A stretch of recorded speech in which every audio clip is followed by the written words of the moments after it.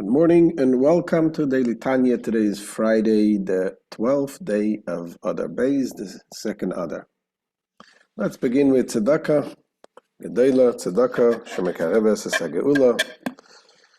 By the way, getting ready for Shabbos Zacher. This Shabbos is very important, everyone to come to Shul, because this is a biblical mitzvah to listen to the reading of the Torah, remember what a Malik did to us, and so make sure to come to Shul tomorrow and hear Parsha Zacher. So today we begin chapter 37 in Tanya. We discussed last chapter about the ultimate revelation that will happen when Moshiach comes. The godly revelation. Hashem wanted to have a home in this physical world, and this will happen when the time of Moshiach, where godliness will be in this physical world, and the entire world would recognize God. The light that Hashem will shine upon the Jewish people, and all of the nations will follow in this light. And now in this chapter 37, the Alter Rebbe goes to a practical explanation. How exactly are we bringing this about, the coming of Moshiach and the revelation of godliness?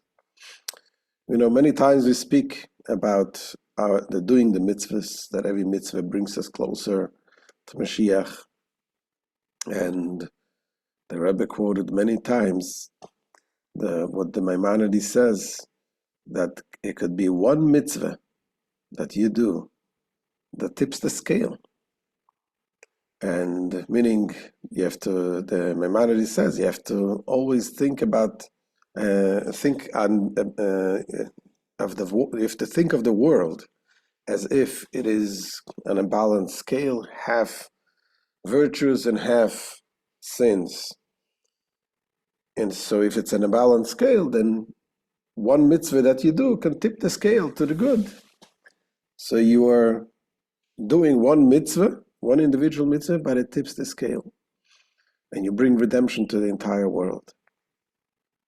But based on these teachings of the Alter Rebbe, we can see even deeper, a deeper meaning, what that means, the doing of a mitzvah. It's not just that it's a reward of what you're doing, and now that you're one mitzvah can tip the scale. It's more than that. The Alter Rebbe explains how every mitzvah that we do is actual revelation of Moshiach. What does that mean? What is Moshiach? It's about bringing revelation, godly revelation, into this physical world. When you do a mitzvah, you're bringing the godly revelation into this physical object.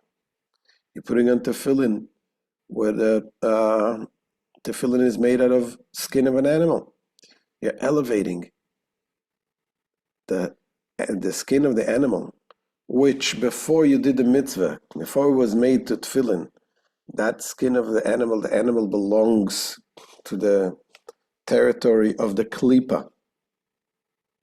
And we'll soon explain, we mentioned this many times, but we'll explain again. And we're doing a mitzvah, we elevate it from the domain of the klipa, and we're bringing it into kedusha. So it could be, and our job is to bring the light everywhere, the entire world. And of course, we don't see, when we do the mitzvah, we don't see a change in with the physical eyes, but the holiness is accumulating all of these generations, all of these thousands of years that Jews are doing mitzvahs. You're elevating everything that is involved in creating this mitzvah. So that's why doing a mitzvah is not only tipping the scale, it's actually bringing the light of Hashem into this physical world. So let's see inside what the Alter Rebbe says. Chapter 37, that's the Alter Rebbe. Vehine, tachlis hashleimus hazeh, של ימויס המשיח וזכיית המתים, שהוא גילוי אור אין סוף ברוך הוא בעולם הזה הגשמי, tolui b'maaseinu v'avedaseinu kol zman meshech hagalus. It says now this ultimate perfection of the Messianic era and the time of the resurrection of the dead, meaning the revelation of the Ein Sof light in this physical world, is dependent on our actions and divine service throughout the period of exile. Unlike the aforementioned revelation at Sinai, which was initiated by God, I mentioned yesterday, in the Mount Sinai, when God gave the Torah, it was a godly revelation, but it wasn't something that we accomplished through our work, that we refined this world. And that's why it didn't last then. But throughout the thousands of years that we are in exile, and we're doing the mitzvahs, every time we do a mitzvah, we create an abode for Hashem, and we bring down godly light into this physical world. For it is the mitzvah itself that causes, meaning it creates its reward.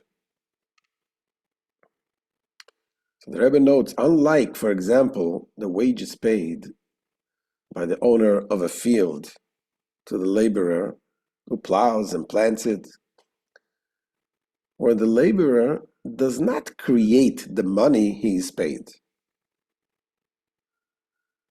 He's paid with money, he's paid with gold, whatever he's paid with. He didn't create the gold. He didn't create the money. He just worked. And he made the things grow in the field. So the reward is not created by the work. But a mitzvah actually creates its own reward. Mitzvah. When the mitzvah itself creates the reward. And he explains why. Because what happens when you do the mitzvah? Ki ba'asiyasa mamshicha adam gilui oir ein soif baruch hu milamayla lemata. By performing the mitzvah, man draws the revelation of the blessed Ein Sof light from above downward. Leislabish begashmius oilam hazeh v'davar she'oy yatchilu tachas memsheles klipas noiga umekabel chayusa mimeno. He makes it to be clothed in the physicality of this world, meaning in an object which had heretofore, meaning it was before being under the dominion of Klipas Noiga, and had received its vitality from this Klipa. So this we learned in chapter 1 of Tanya, that there are certain things in this world that are from Klipas Noiga, and there's things that are from 3 impure Klipas. When God created this world, He brought His godly light through contractions and created forces of Klipa. Klipa means the shell that covers the godliness. These are forces of darkness. It was created by God for whatever reason God saw it important to create, so that we can be challenged and we can break them down. So there's 2 types of klipas. There is the klipas noiga. Noiga means light, meaning that there's a shell that it still shines some light in it. And this is anything which is permissible, but it's not holy, but it's permissible. It's neutral. When we use those things that are klipas noiga, and we use them for godly purposes, we elevate them. We take them out from the domain of the klipa, and we bring them into the domain of holiness. The things that are forbidden, like non-kosher food, those things are in the domain of the 3 impure klippas that cannot be elevated at all. They can only be broken until the time of Moshiach. So this is what the Alter Rebbe says. When we do a mitzvah with an object of this physical world, we elevate it We elevate something that was under the domain of Klippas Noiga and we bring it into Kedusha. And he explains more in details. What is it? Shem kol dvorim atohirim umotorim shenases bahem ha-mitzvah maisis. Namely, all pure permissible objects with which the act of the mitzvah is performed. By performing the mitzvah, man draws the Ein Sof light upon the object with which it is performed.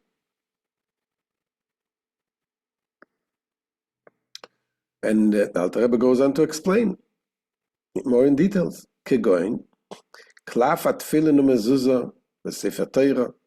For example, the parchment of tefillin, the mezuzah, and the sefer Torah, which must be made of the skins of permissible kosher animals.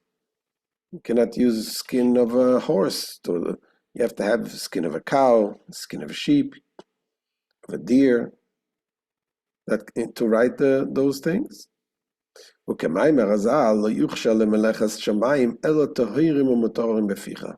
As our sages state, for the work of heaven, meaning mitzvah objects, only that which is pure and permissible to eat may be used.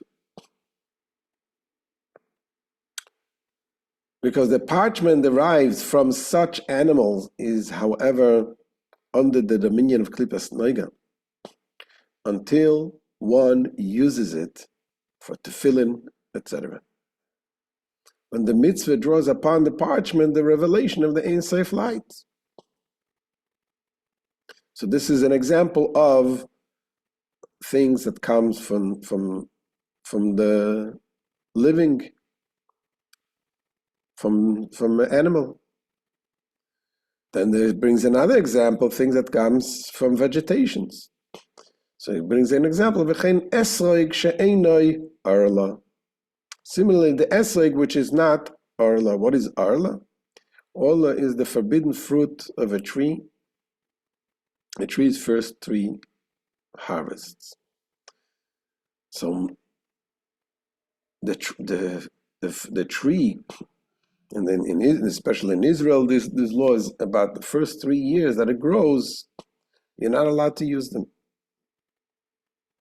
And this is called arla.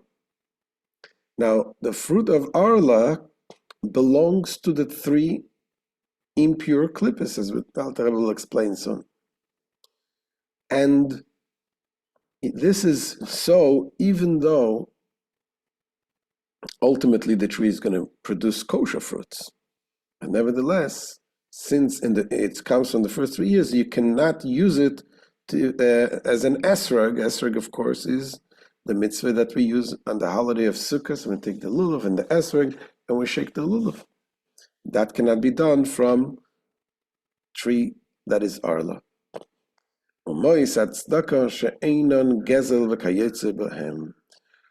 Similarly, another example the Alter Rebbe brings now from the inanimate object to elevate money.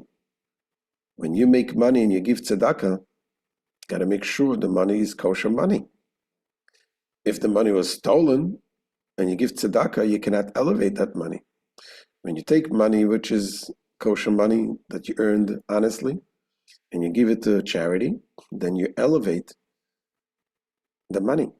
Not only the money, you elevate everything that was involved to making the money. Your energy, the food that you ate, that gives you energy to work and earn the money. Everything becomes elevated. So again, says the Alter Rebbe, money given to charity that has not been acquired through theft and the like, meaning other physical objects used in performing a mitzvah, all of which were previously in the realm of klippas noiga, in the neutral klippa, as the Alter Rebbe will conclude presently, are now merged into the divine will by serving the purpose of a mitzvah. And here in the Haggah, in the note, the Alter Rebbe explains why the arla, he brings the source that the arla comes from the sholosh klipis atmeyas, from the three impure shells. He says, Sha'orla im sholosh klipis atmeyas legamre, she'en lehem aliyah la'olam, k'mesher kosev Etz Chaim. Orla is of the three completely unclean klipis that can never ascend into the holiness, as it is written in Etz Chaim, which of course comes from the Arizal. Thus, fruit, which is Orla, deriving its vitality from the three klippas, cannot be elevated by having a mitzvah performed with it. Similarly, says the Alter Rebbe, V'chein kol mitzvah abba ba'avera chas v'shalom. Any mitzvah whose performance involved a transgression, God forbid, is the same thing also. Since the sinful act receives its vitality from the three completely unclean klippas, the resulting mitzvah cannot elevate it. So, for example, any mitzvah, if you said you steal money and you buy an esrog, same thing. You work on Shabbos. Shabbos, you're not allowed to work. Well, you say, but I'll give charity from the money that I earn. No, it doesn't work like that. Yes, it's always good to give a mitzvah to give tzedakah, but the tzedakah that is earned from the work on Shabbos cannot be elevated. Every mitzvah has to be done in order to elevate it, has to come from the klipas noiga, from the neutral shell, things that are permissible. There's a story of the Alter Rebbe when he was imprisoned. Long story. No, he wasn't a criminal, chas v'shalom.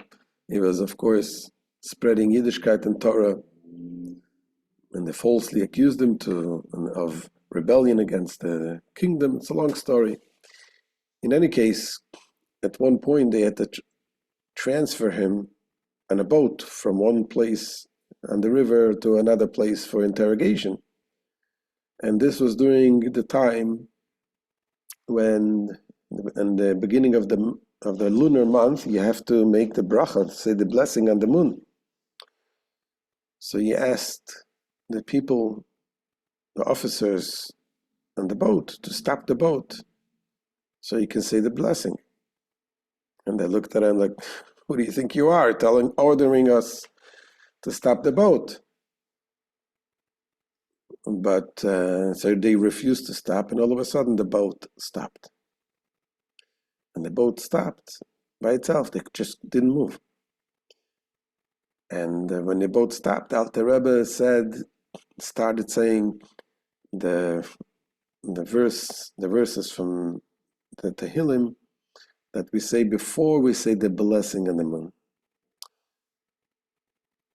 And but they realize obviously that they're dealing with a holy man.